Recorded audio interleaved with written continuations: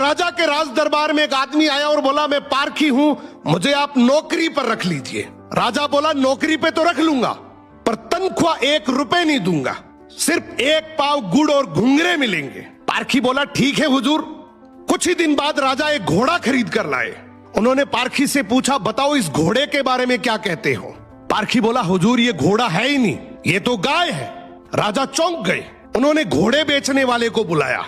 उसने कहा, साहब बात तो सही है तो घोड़ा ही, लेकिन बचपन में ही इसकी मां मर गई थी, इसे गाय का दूध पिलाया गया था, इसलिए इसकी आदतें गाय जैसी हैं। राजा ने हैरानी से पारखी से पूछा, तुम्हें यह सब कैसे पता चला। पारखी बोला, हुजूर जब ये चल रहा था तो नीचे मुंह झुकाकर घास खा रहा था, घोड़ा हमेशा ऊपर गर्दन उठाकर खाता है, मैंने इसकी आदतों से पहचाना।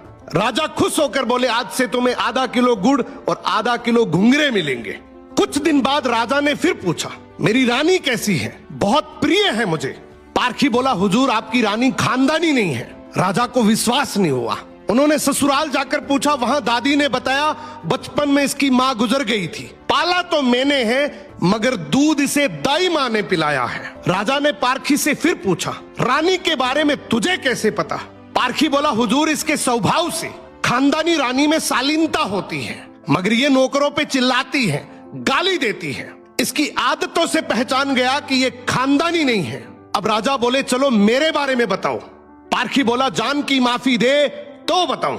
राजा बोले, माफी है, सच सच बताओ। पारखी बोला, आप राजवंश के नहीं हैं, आप मुझे भड़बूजे लगते हैं, गुड़ और भंगूरे सेकने वाले। राजा घबरा गए।